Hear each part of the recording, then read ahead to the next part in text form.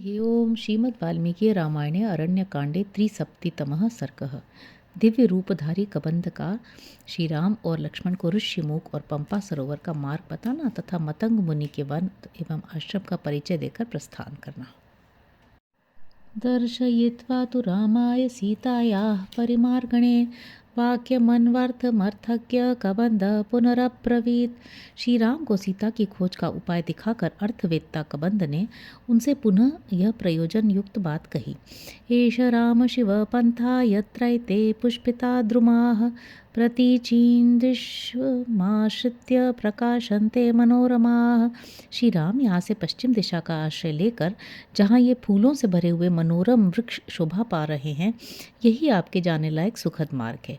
जम्बू प्रियालपनसा न्यग्रोधप्लक्षतिन्दुकाः अश्वत्थाः कर्णिकाराश्च चूताश्चान्ये च पादपाः धन्वनानागवृक्षाश्च तिलका नक्तमालकाः नीलाशोकाः कदम्बाश्च करवीराश्च पुष्पिताः अग्निमुख्याशोकाश्च सुरक्ताः परिभद्रिकाः तानारुह्याथवा भूमौ पातयित्वा च तान् बलात् फलान्यमृतकल्पानि भक्षयित्वा गमिष्यतः।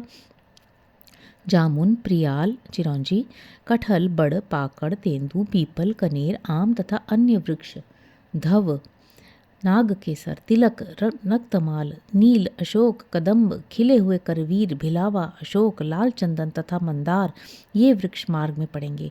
आप दोनों भाई इनकी डालियों को बलपूर्वक भूमि पर झुकाकर अथवा इन वृक्षों पर चढ़कर इनके अमृत तुल्य मधुर फलों का आहार करते हुए यात्रा कीजिएगा। तदतिक्रम्य काकुत्स वनम पुष्पित पादपं नंदन प्रतिमं चान्यत् कुरवस्तुत्तरा इव सर्वकालफला यत्र पादपा मधुरस्रवाः। काकुत्स खिले हुए वृक्षों से सुशोभित उस वन को लांघ कर आप लोग एक दूसरे वन में प्रवेश कीजिएगा जो नंदन वन के समान मनोहर है।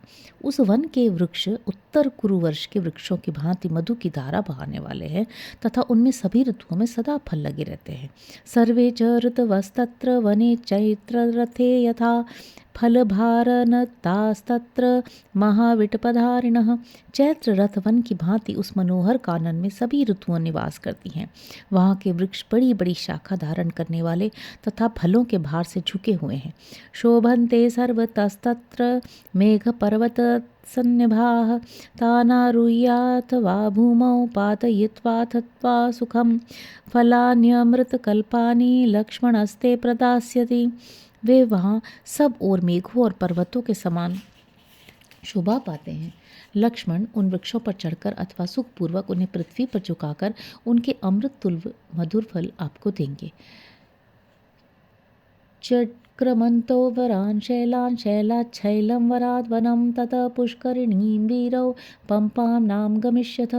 इस प्रकार सुंदर पर्वतों पर भ्रमण करते हुए आप दोनों भाई एक पहाड़ से दूसरे पहाड़ पर तथा एक वन से दूसरे वन में पहुँचेंगे और इस तरह अनेक पर्वतों तथा वनों को लांघते हुए आप दोनों वीर पंपा नामक पुष्करिणी के तट पर पहुँच जाएंगे। अशर्कराम विभ्रंशां समतीर्थां शैवलां रामसंजात वालुकां कमलोत्पलशोभितां। श्री राम वहाँ कंकड़ का नाम नहीं है, उसके तट पर पैर फिसलने लायक कीचड़ आदि नहीं है। उसके घाट की भूमि सब ओर से बराबर है, ऊंची नीची या ऊबड़ खाबड़ नहीं है। उस पुष्करणी में सेवार का सर्वार्थ भाव है। उसके भीतर की भूमि वालुका पूर्ण है। कमल और उत्पल उस सरोवर की शोभा बढ़ाते हैं। तत्र हंसाः प्लवाः क्रौंचाः कुरराश्चैव राघव वल्गुस्वरा निकूजन्ते पंपा सलिलगोचराः नोद्विजन्ते नरान् दृष्ट्वा वधस्या कोविदाः शुभाः। रघुनंदन, वहाँ पंपा के जल में विचरने वाले हंस, कारंडव, क्रौंच और कुरर सदा मधुर स्वर में गूंजते रहते हैं। वह मनुष्यों को देखकर उद्विग्न नहीं होते हैं, क्योंकि किसी मनुष्य के द्वारा किसी पक्षी का वध भी हो सकता है, ऐसे भय का उन्हें अनुभव नहीं है। ये सभी पक्षी बड़े सुंदर हैं। घृतपिंडोपमान स्थूलान स्थान द्विजान भक्षयिष्यथः रोहितान वक्रतुंडाश्च नलमीनाश्च राघव पंपायामि शुभिर्मत्स्यांस्तत्र रामवरान् हतान् निस्त्व पक्षानयस्तप्तान् कृशानैककण्टकान् तव भक्त्या समायुक्तो लक्ष्मण संप्रदास्यति। बाणों के अग्रभाग से जिनके छिलके छुड़ा दिए गए हैं, अतएव जिनमें एक भी कांटा नहीं रह गया है, जो घी के लोदे के समान चिकने तथा आर्द्र हैं, सूखे नहीं हैं, जिन्हें लोहमय बाणों के अग्रभाग में गूंथ कर आग में सेका और पकाया गया है, ऐसे फलमूल के ढेर वहाँ भक्ष्य पदार्थ के रूप में उपलब्ध होंगे।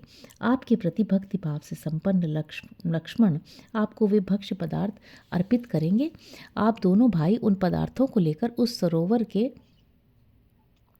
मोटे मोटे सुप्रसिद्ध जलचर पक्षियों तथा श्रेष्ठ रहित रोहित वक्रतुंड और नलमीन आदि मत्स्यों को थोड़ा थोड़ा करके खिलाइएगा, इससे आपका मनोरंजन होगा।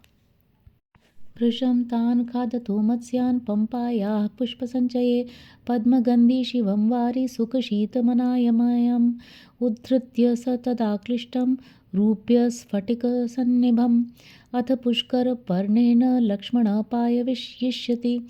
जिस समय आप पंपा सरोवर की पुष्प राशि के समीप मछलियों को भोजन कराने की क्रीड़ा में अत्यंत संलग्न होंगे, उस समय लक्ष्मण उस सरोवर का कमल की गंध से सुवासित कल्याणकारी सुखद शीतल रोगनाशक क्लेशहारी तथा चांदी और स्फटिक मणि के समान स्वच्छ जल कमल के पत्ते में निकाल कर लाएंगे और आपको पिलाएंगे।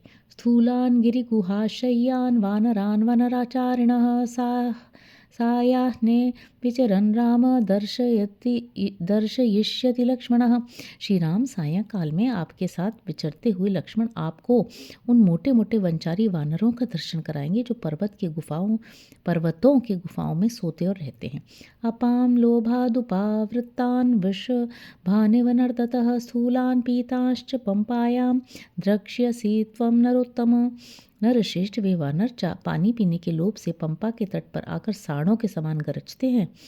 उनके शरीर मोटे और रंग पीले होते हैं। आप उन सब को वहाँ देखेंगे। सायाह्ने विचरन् राम विटपी माल्यधारिणः शिवोदकं च पंपायां दृष्ट्वा शोकं विहास्यसि। श्री राम सायंकाल में चलते समय आप बड़ी बड़ी शाखा वाले पुष्पधारी वृक्षों तथा पंपा के शीतल जल का दर्शन करके अपना शोक त्याग देंगे।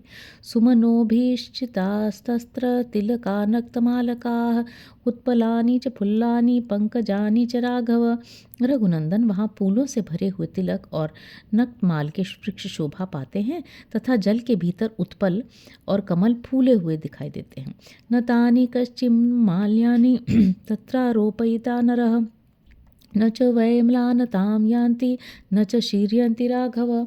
रघुनंदन कोई भी मनुष्य वहाँ उन फूलों को उतार कर धारण नहीं करता है। पंपा सरोवर के फूल न तो मुरझाते हैं और न झरते ही हैं।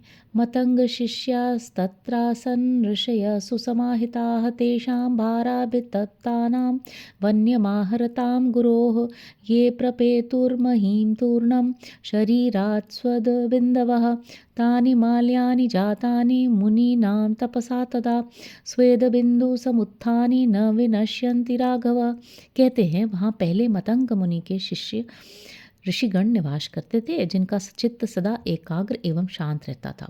वे अपने गुरु मतंग मुनि के लिए जब जंगली फलमूल ले आते और उनके भार से थक जाते, तब उनके शरीर से पृथ्वी पर पसीनों की जो बूंदें गिरती थीं, वे ही उन मुनियों की तपस्या के प्रभाव से तत्काल फूल के रूप में परिणत हो जाती थीं। राघव, पसीनों की बूंदों से उत्पन्न होने के कारण वे फूल नष्ट नहीं होते।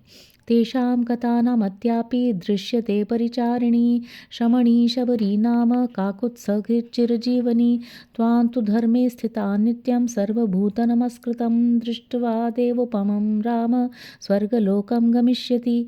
वे सब के सब ऋषि तो अब चले गए, किंतु उनकी सेवा में रहने वाली तपस्विनी शबरी आज भी वहाँ दिखाई देती है। काकुत्स शबरी चिरजीवनी होकर सदा धर्म के अनुष्ठान में लगी रहती है। श्री राम, आप समस्त प्राणियों के लिए नित्य वंदनीय और देवता के तुल्य हैं। आपका दर्शन करके शबरी स्वर्गलोक की ओर चली जाएगी। ततस्तत्राम पंपायास्त तीरमाश्रित्य पश्चिमम् आश्रमस्थानमतुलं गुह्यं काकुत्स पश्यसी। ककुत्स कुलभूषण श्री राम, तदनंतर आप पंपा के पश्चिम तट पर जाकर एक अनुपम आश्रम देखेंगे जो गुप्त है। न तत्राक्रमितुं नागाः शक्नुवन्ति तदाश्रमे ऋषेस्तस्य मतंगस्य विधानात् तच्च काननम। उस आश्रम पर तथा उस वन में मतंग मुनि के प्रभाव से हाथी कभी आक्रमण नहीं कर सकते। मतंगवनमित्येव विश्रुतं रघुनन्दन तस्मिन्नन्दन संकाशे देवारण्योपमे वने नानाविहगसंकीर्णे रहस्य से राम निर्वृतः। रघुनंदन वहाँ का जंगल मतंग वन के नाम से प्रसिद्ध है। उस नंदन तुल्य मनोहर और देववन के समान सुंदर वन में नाना प्रकार के पक्षी भरे रहते हैं। श्री राम आप वहाँ बड़ी प्रसन्नता के साथ सानंद विचरण करेंगे। ऋष्यमूकस्तु पंपायाः पुरस्तात् पुष्पितद्रुमः सद्दुःखारोहणश्चैव शिशुनागाभिरक्षितः उदारो ब्रह्मणा चैव पूर्वकालेऽभिनिर्मितः। पंपा सरोवर के पूर्व भाग में ऋष्यमुख पर्वत है, जहाँ के वृक्ष फूलों से सुशोभित दिखाई देते हैं। उसके ऊपर चढ़ने में बड़ी कठिनाई होती है, क्योंकि वह छोटे छोटे सर्पों अथवा हाथियों के बच्चों द्वारा सब ओर से सुरक्षित है। ऋष्यमुख पर्वत उदार है। पूर्व काल में साक्षात ब्रह्मा जी ने उसका निर्माण किया और उसे औदार्य आदि गुणों से संपन्न बनाया। शयान पुरुषो राम तस्य शैलस्य मूर्धनि यत्स्वप्नं लभते वित्तं तत् प्रबुद्धोऽधिगच्छति यस्वेनं विषमाचार पापकर्माधिरोहति तत्रैव प्रहरन्त्येनं सुप्तमादाय राक्षसाः।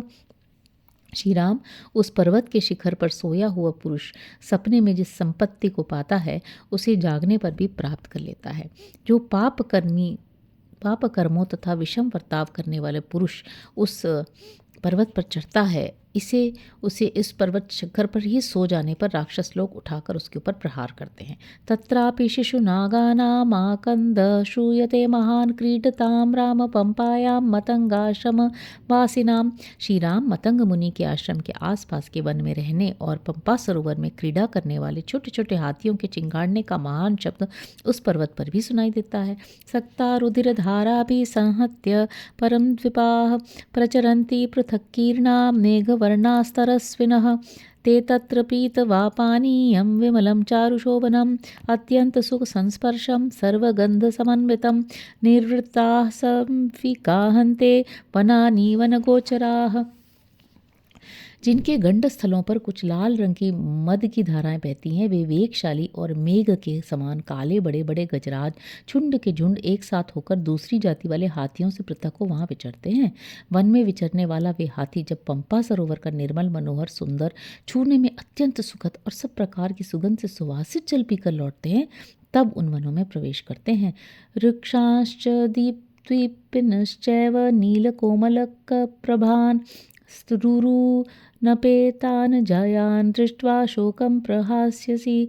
रघुनंदन वहाँ रीछों, बाघों और नील कोमल कांति वाले मनुष्यों को देखकर, भागने वाले तथा दौड़ लगाने में किसी से पराजित न होने वाले मृगों को देखकर आप अपना सारा शोक भूल जाएंगे।